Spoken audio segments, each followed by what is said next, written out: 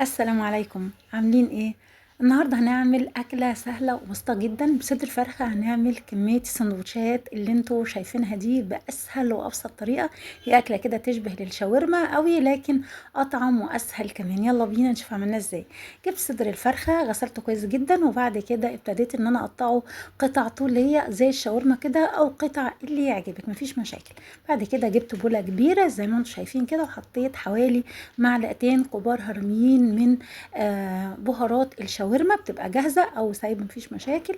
وحطيت فلفل اسمر وجنزبيل وبصل بودر وتوم بودر، وشويه من هرسه الشطه او شطه بودر مفيش مشاكل. وحطيت كركم كاري، كل البهارات الحلوه دي اللي بتدي طعم وريحه حلوه ممكن تحطيها. حاجه بسيطه من التوم، وكوبايه من الزبادي، فلفل اسمر طبعا، وشويه بهارات. وشرط بصلاية، وقطعت قطع صغيرة جوانح برضو بصلاية زي ما انتم شايفين كده وسط. جبت قطع الفراخ، وبعد ما قطعتها زي ما انتم شايفين كده طولية زي الشاورما او قطع صغيرة، قطعي اللي يعجبك او الاسهل بالنسبة لك. وابتديت ان انا التتبيلة دي اقلبها كويس جدا زي ما انتم شايفين كده عشان تتوغل في التتبيلة. وحطيت خل. حطيت في البداية ايه، كنت بحل البودر، البهارات البودر ما حطيتها بحوالي معلقتين من المية، لكن اللي حطيتها دلوقتي حطيت حوالي 3 أو 4 معالق من الخل. سبت التتبيلة شوية تاخد وتدي كده. وبعد كده هبتدي ان انا اجيب الوك بتاعي او الطاسة، وهبتدي ان انا انزل بالشاورما. هكون في زيت او سمنة سخنة جدا. لو عندك بقى حاجة كده من الدهون مفيش مشاكل، بس النهارده هي خفيفه وسهله وبسيطه.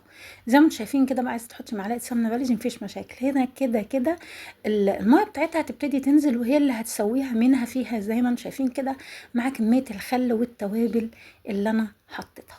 ريحتها خطيره يا جماعه. زي ما انتم شايفين كده هتبتدي تستوي رايه ما. بصوا بقى اللون بتاعها بقى متغير ازاي كده، استوت. بعد كده حطيت شرايح من الفلفل الرومي وحبايه قرن فلفل حامي.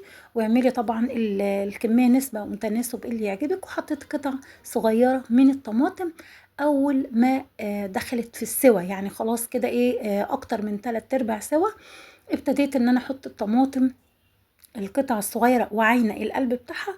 وابتديت ان انا احط الفلفل، هما ما بيستووش يعني، يا دوبك تقلبتين 3. حطيت ايه في الاخر بقى اللي بيدي طعم حلو قوي ومزازة، معلقة من السماق وعصرة ليمون. بعد كده بقى حطيت شوية خضرة من فوق الوش، طعمها كان هايل.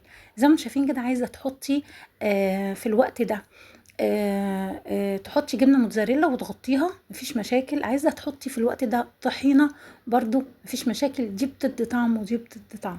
زي ما انتم شايفين كده، جبت السندوتشات بتاعتي، وابتديت ان انا احط الشاورما اللي انا عملتها باسهل وابسط طريقه. اكله ما خدتش وقت خالص. زي ما انتم شايفين كده، عندي طحينه، عندي كاتشب، عندي مايونيز. حطي المتوفر واللي انت بتحبيه.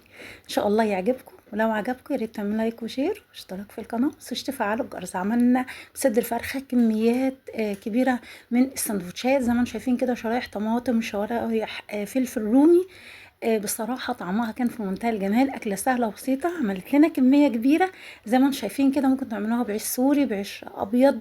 اعملي اللي متوفر عندك وسهلة.